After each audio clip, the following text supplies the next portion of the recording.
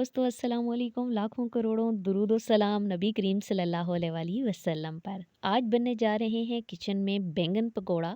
और बैंगन पकोड़ा आलू के पकोड़ों से भी ज़्यादा क्रिस्पी बनता है और ये ज़्यादा लजीज होता है। लेकिन आप इसको किस तरह से लजीज बना सकते हैं और क्रिस्पी बना सकते हैं, अंदर तक मसाला आपको कैसे फ़ील होगा, तो उसके लिए वीडियो को देखना है आपने लास्ट तक। 1 कप ले लिया है बेसन और बेसन के अंदर नमक, मिर्च हस्बे ज़ायक़ा, सब्ज़ धनिया ले लेना है, कसूरी मेथी ले लेनी है, खुश्क धनिया और 1 चुटकी डाल लिया है हमने मीठा सोडा।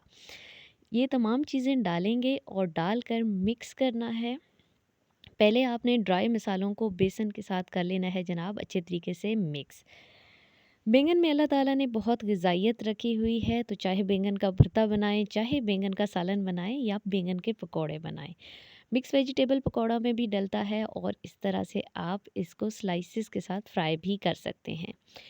अच्छा, तो आपका जब बैंगन के पकौड़े बनाते हैं तो उसके ऊपर से मसाला क्यों उतर जाता है, वो क्रिस्पी नहीं बनते या अंदर तक मसाला क्यों नहीं फ़ील होता? इन तमाम चीज़ों के, इन तमाम मसाइल का हल आज की वीडियो में मौजूद है जनाब। तो देखते जाइए। अच्छे से बीट करना है। ये देखें, ये बिल्कुल ऐसे लगे जैसे आपका हाथ नहीं, मशीन चल रही है। तेज़ी-तेज़ी से आप इसे हिलाएँगे। जितना अच्छा बैटर, पहले थोड़ा-थोड़ा पानी डाला था और फिर ये इतनी कंसिस्टेंसी रखनी है। इससे पतला नहीं करना, ना इससे गाढ़ा करना है। दूसरी तरफ ले लिया जी पानी और पानी के अंदर आधा चम्मच नमक डाल देना है। उसके बाद बैंगन काटेंगे। अगर बैंगन को पानी में डाले बगैर, नमक के पानी में डाले बगैर आप रखेंगे तो वो काला हो जाता है। लेकिन इस तरह आप देखेंगे कि आखिर तक भी आप रखेंगे तो आपका बैंगन बिल्कुल भी काला नहीं होगा।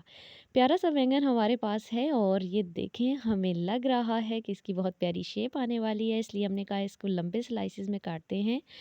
ना बहुत बारीक काटना है आपने, ना ही बहुत मोटा। ऐसे दरमियाने दरमियाने से पीसेस काटने के बाद डिप कर दें इस तरह से, ताकि नमक वाले पानी में ये अच्छे से डिप हो जाए।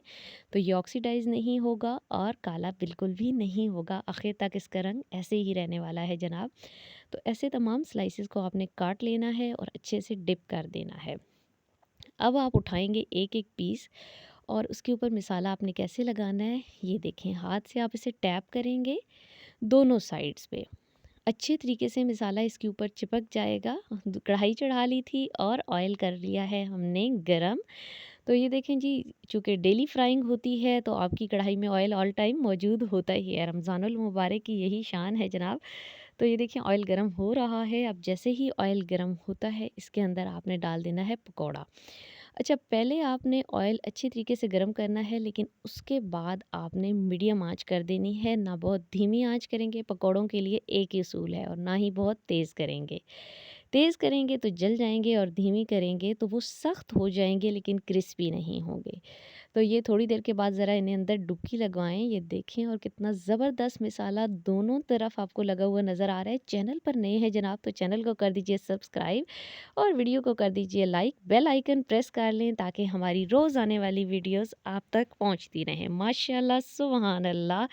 मेरे अल्लाह की शान, उसकी नेमतें और बरकतें। देखें जनाब, कितने ज़बरदस्त किस्म के पकौड़े तैयार हो रहे हैं। अब हम बाकियों को भी इसी तरीके से कर लेते हैं और फिर आपको इसकी फ़ाइनल लुक भी दिखाएंगे और ये भी दिखाएंगे कि देखें, मसाला इनके ऊपर से बिल्कुल भी नहीं उतरा है।